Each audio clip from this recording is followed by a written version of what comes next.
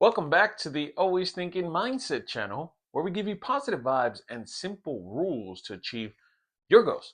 Now, in today's video, we're going to speak on why home ownership is not all that great. But, anyways, if you take value from today's video, go ahead and give it a thumbs up. It does help the algorithm. Don't worry, you don't have to subscribe. But if you love this channel, which I think you kind of do, you already know what to do.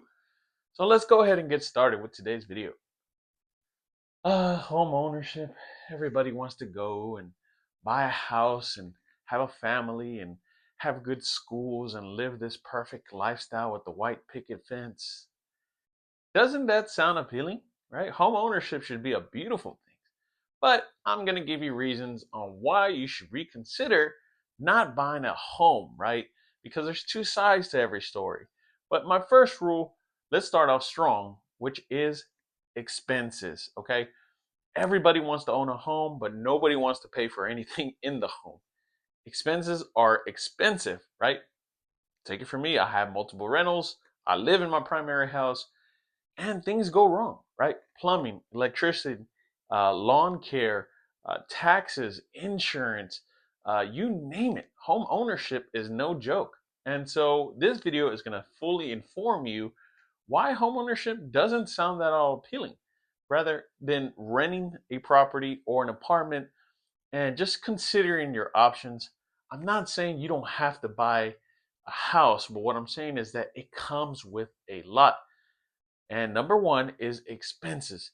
Just the other day, I spent $12,000 on my rental. Why is that? Right? Why is that? Well, one of the pipes underneath the house was cracked and broken, and there was no way to do it. And I'm not the kind of guy that I don't like to do patches. Okay, they were quoting me on patches. So I replaced the whole sewer line, the whole system, because I know that rental property is going to be with me for a very long time. So it makes sense investor wise to cough up the money up front and deal with it now than deal with it later. But you see, that is a huge bill that you have to incur being a landlord, real estate investor, just expense wise. And then not only that, you have insurance, right? Insurance is high. Uh, God forbid a roof damage, something happens. That's at least 20K, depending on the services and the local or the community or in your neighborhood. But yeah, expenses add up, right? You gotta have money to make money. But if you're in it, like for me, I'm in the long term game, right? I'm not looking for a fix and flip, which is okay. I'm not, knocking the fix and flippers here, but at the same time, it takes money to make money. There is gonna be a lot of repairs, there is gonna be a lot of maintenance. I'm not going to lie to you and say, hey, this is passive income and we're going to go chill on a beach and have some Mai Tais and just celebrate that we're rich and filthy rich and we got nothing, no responsibilities. That's not how it works, right?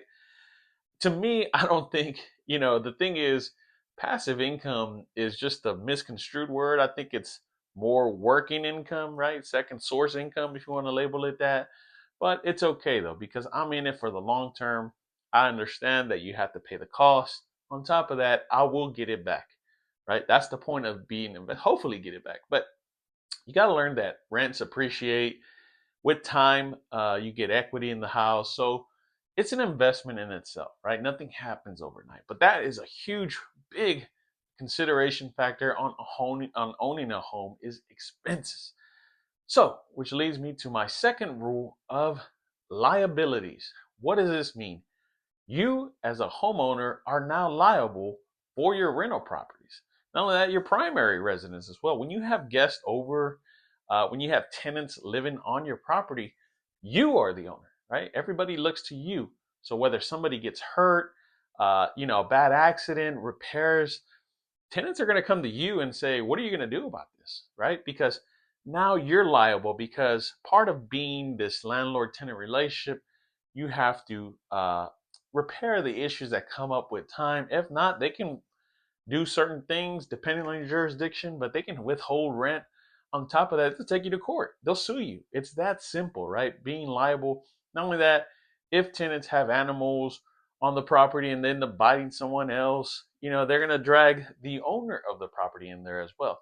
So you got multiple liabilities just owning rental property. But on top of that, you as a landlord have to make sure that everything is clean, and there is no bulletproof plan. But you got to learn how to mitigate risks and at the same time continue watching my channel. That's what you need to do. But liabilities is one of those things that it scares a lot of people, right? Oh no, home ownership, now I'm liable here and I'm liable there, and I don't want to be liable. Well, you cannot get into real estate without putting your name on the mortgage, on the lease, on the contract, unless you have a separate entity, which we can discuss later in another video. And it kind of reduces the liability. Like I said, there is no magic bullet that takes you away. But in the end, liabilities is one of those things that people just don't want to be a part of. And, whether it's a lawsuit and your name on there, it might scare you from owning a home and having rental investments. So, the last one is one of those things that it depends on the person, right? And is my final rule of responsibility. What does this mean? You, as a homeowner, are responsible for that property, the repair, maintenance, taxes, insurance, guest, looks, landscaping. The list goes on and on, right? We all want to be in the backyard cooking burgers and relaxing on the hammock, but in the end, when that pipe breaks or toilet clogs or something, you as a homeowner are responsible for that. So sometimes people don't like responsibility, and that's why they rent, right? This is the simpler option. It's just you paying rent when something is wrong. Hello, landlord. Yeah, hey, this what's going on. Come fix it. It's that simple, right? Because you as a homeowner, it's one of those things to be like, oh, I got to go shopping. I got to find a contractor. I got to make sure I even have the money. Who knows how long these repairs will happen?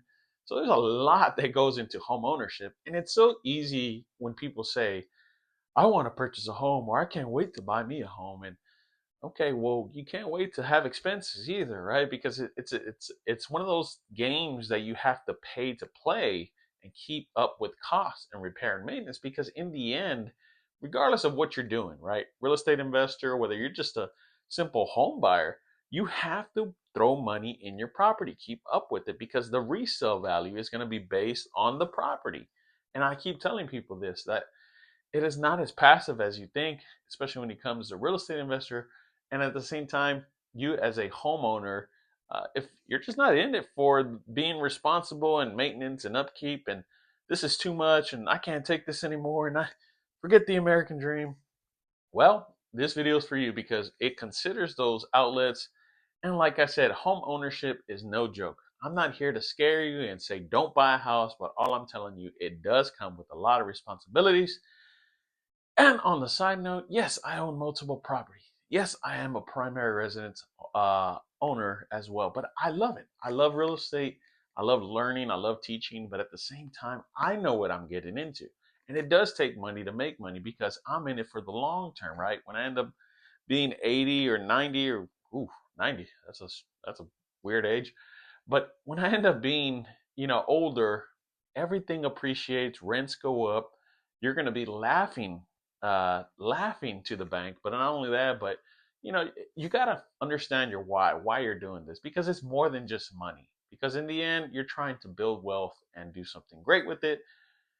And that ends today's videos, which I think you got value from it. So if you like it, go ahead and give it a thumbs up. It does help the algorithm.